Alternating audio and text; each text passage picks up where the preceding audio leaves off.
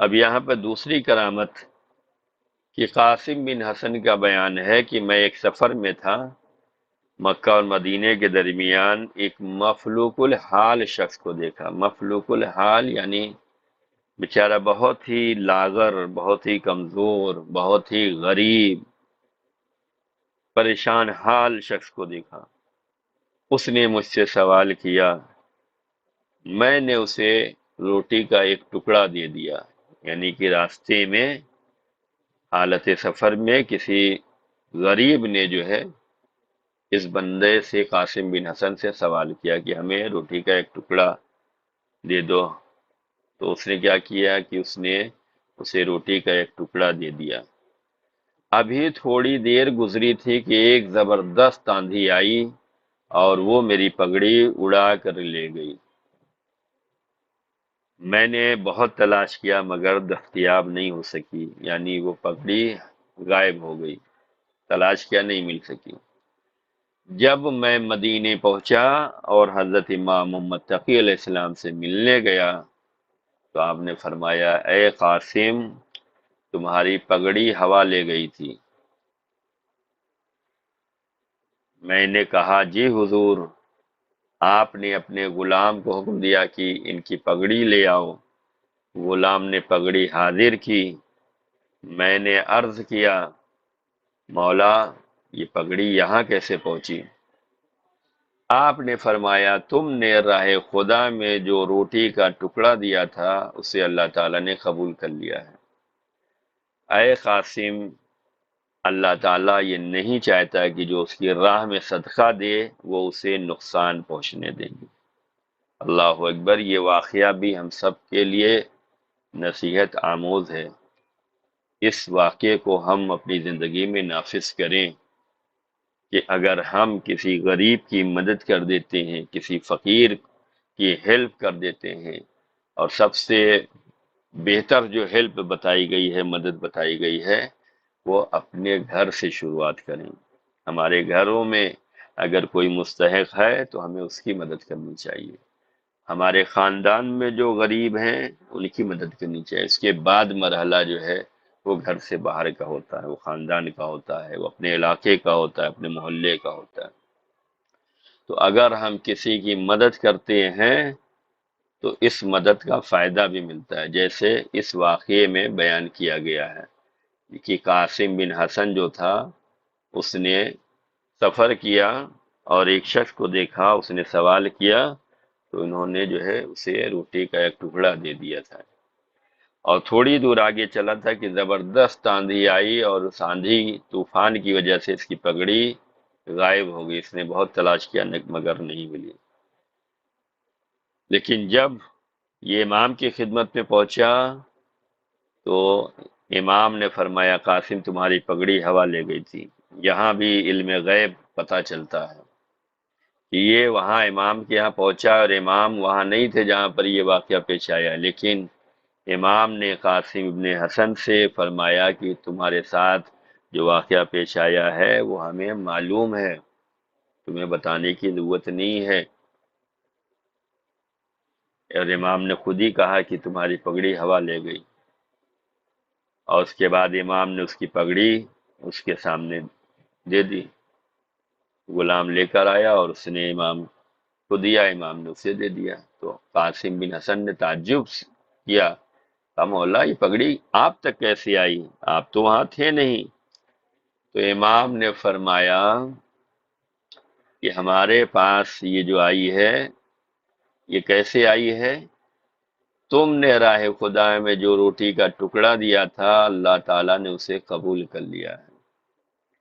جو کچھ بھی ہم صدقہ و خیرات کر رہے ہیں یہ ضائع نہیں جاتا، یہ بیکار نہیں جاتا، بلکہ یہ محفوظ ہوتا ہے، اور اس کے بدلے جو ہے ہمارے بہت سی تکالیف کو پروردگار دور فرما دیتا ہے۔ جناب عیسیٰ کے زمانے کا واقعہ آپ کی نظروں میں ہے کہ جناب عیسیٰ گزر رہے تھے، دیکھا ایک گھر میں شادی کی خوشی منائی جا رہی ہے۔ جناب عیسیٰ نبی اللہ نے اپنے حوالیوں سے کہا کہ یہاں کل ماتم ہوگا، کل یہاں رونا دھونا ہوگا، کل یہاں غم منایا جائے گا۔ اور جب دوسرا دن آیا تو کوئی ایسا رونا دھونا وہاں نہیں دکھائی دیا۔ تو جناب عیسیٰ کے چاہنے والوں نے کہا کہ آپ نے تو فرمایا تھا کل یہاں رونا دھونا ہوگا، ماتم ہوگا۔ تو اب جناب عیسیٰ اپنے حوالیوں کو لے کر آئے اور گھر میں آئے، کہنے لگے کہ ہم اس نئی نویلی دلہن سے بات کرنا چاہتے ہیں۔ وہ لوگ خوش ہوئے کہ آپ نبی ہیں، ہمارے گھر تشریف لائے ہیں، نئی نویلی دلہن آئی ہے، آپ بات کریں گے، ہمیں شرف ہوگا، آپ نبی ہیں، کلی جو ہے عیسیٰ روح اللہ ہے، بات کیجیے۔ تو جناب عیسیٰ نے نئی نویلی دلہن سے کہا کہ یہ بتلاؤ کہ تم نے کیا کار خیر کیا ہے۔ اس لیے کہ ہمارے علم کے مطابق آج تمہاری موت ہونے والی تھی، آج یہاں پہ فرش ماتم بچھنے والا تھا، تمہاری زندگی بچ کیسے گئی، تم نے کیا کار خیر کیا؟ تو اس نے کہا کہ ہم نے ایک فقیر دروازے پہ آیا، سب لوگ خوشی میں مست تھے، کسی نے اس کی آواز نہیں سنی، ہم نے سنی تو ہم نے اسے صدقہ دے دیا۔ تو جناب عیسیٰ نے کہا تمہارے اسی صدقے دینے کی وجہ سے تمہاری جان بچی ہے۔ اور اس کے بعد جناب عیسیٰ نے کہا دیکھو تو جا کر تمہارے بیڈ کے نیچے سانپ بیٹھا ہے، جس سانپ کو تمہیں ڈسنا تھا اور اسی سے تمہاری موت ہوتی، لیکن تم نے صدقہ دیا لہذا تمہاری جان بچ گئی، تمہاری موت ٹل گئی۔ صدقہ دیا کریں، اس سے بلائیں دور ہوتی ہیں۔ حدیثوں میں آیا ہے کہ صدقہ 70 بلاؤں کو ٹال دیتا ہے۔ اگر آج مشکلات ہیں، تکلیفیں ہیں، پریشانیاں ہیں، برکتیں کم ہیں، خرچ زیادہ ہے، تو ہمیں چاہیے کہ ہم تھوڑا تھوڑا جو بھی ہم سے ہو سکے ہم راہ خدا میں خرچ کیا کریں، اپنے خاندان میں کسی غریب کی ہیلپ کر دیا کریں، ہمارے دروازے پہ آنے والا فقیر اس کی مدد کر دیا کریں۔ صدقہ کسی فقیر کو دیا جاتا ہے تو یہ صدقہ غضب الہی کو بچا لیتا ہے، غضب الہی سے انسان کو محفوظ رکھتا ہے، جان کو بھی بچا لیتا ہے، موت کو بھی کبھی کبھی ٹال دیتا ہے، جیسے جناب عیسیٰ کے زمانے کا یہ واقعہ ہے۔ تو یہاں پر بھی امام محمد تقی علیہ السلام نے جو ہے قاسم بن حسن سے کہا کہ یہ تمہاری پگڑی جو طوفان میں اڑ گئی تھی یہ ہم تک کیسے پہنچی؟ یہ اس وجہ سے پہنچی ہے کہ تم نے راہ خدا میں جو روٹی کا ٹکڑا دیا تھا اللہ نے اسے قبول کر لیا ہے، اور اے قاسم اللہ یہ نہیں چاہتا کہ جو اس کی راہ میں صدقہ دے وہ اسے نقصان پہنچنے دے، یعنی جو اللہ کی راہ میں صدقہ دیتا ہے اللہ اس کی حفاظت کرتا ہے، اسے نقصان سے بچاتا ہے، اسے نقصان سے محفوظ رکھتا ہے۔ صدقہ دیں گے تو اللہ ہماری حفاظت کرے گا، نقصان سے ہمیں محفوظ رکھے گا۔ تو ہمیں اپنی زندگی میں صدقہ و خیرات کرتے رہنا چاہیے، غریبوں کی مدد کرتے رہنا چاہیے، فقیر جو ہمارے در پر آتا ہے اسے دینا چاہیے، اس لیے کہ جو کچھ بھی ہم فقیر کے ہاتھ میں دے رہے ہیں یہ فقیر کے ہاتھ میں پہنچنے سے پہلے یہ صدقہ اللہ کے ہاتھ میں پہنچتا، اللہ کی بارگاہ میں پہنچتا ہے، اللہ کے ہاتھ نہیں ہے، لیکن اللہ کے ہاتھ میں پہنچنے کا مطلب یہ ہے کہ اللہ کے یہاں پہنچتا ہے۔ بہت سے واقعات ہیں کہ امام معصومین جب بھی صدقہ دیتے تھے تو پہلے صدقہ دینے سے پہلے صدقے کو چومتے تھے، بوسہ لیتے تھے، آنکھوں سے لگاتے تھے۔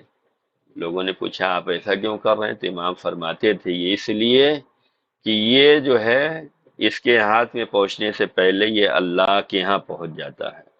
اور امام جو ہے دعا بھی دیتے تھے، اور دعا یہ دیتے ہوئے کہتے تھے کہ تمہارا شکریہ کہ تم ہمارا مال دنیا سے آخرت تک پہنچا رہے ہو بغیر کسی اجرت لیے ہوئے، بغیر کسی مزدوری کے، یعنی جو ہم نے یہ 5 روپیہ اگر فقیر کو دیا ہے تو یہ 5 روپیہ بیکار نہیں ہوا ہے، 5 روپیہ کم نہیں ہوا ہے، بلکہ یہ آخرت میں محفوظ ہو گیا۔ جب ہم آخرت میں جائیں گے جہاں حساب و کتاب ہوگا، جہاں ہمیں نیکیوں کی ضرورت ہوگی، وہاں پر یہ ہمارا صدقہ کام آنے والا ہے۔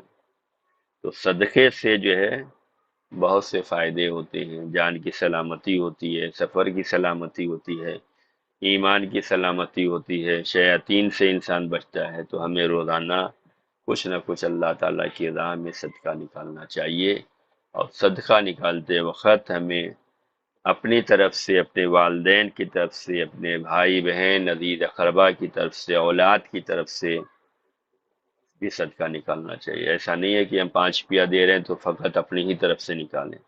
یہ 5 روپے میں آپ اپنے پورے خاندان کو شامل کر سکتے ہیں، آپ رسول کو، آل رسول کو شامل کرتے ہیں۔ جتنا دوسروں کی نیابت میں صدقہ نکالیں گے اتنا آپ کو زیادہ ثواب ملے گا۔ اب جو ہے امام محمد تقی علیہ السلام کی مدت امامت، یعنی آپ نے ظاہری طور پہ جتنی امامت کی ہے، امامت کے فرائض انجام دیے ہیں، کتنی تھی آپ کی امامت کی مدت؟ 17 سال تھی۔ آپ کی عمر مبارک کتنی تھی؟ 25 سال تھی۔ آپ کی تاریخ شہادت جو ہے آخری ذی القعدہ 220 ہجری۔ آپ کا روضہ کہاں ہے؟ کاظمین میں ہے۔ کاظمین کہاں ہے؟ عراق میں ہم۔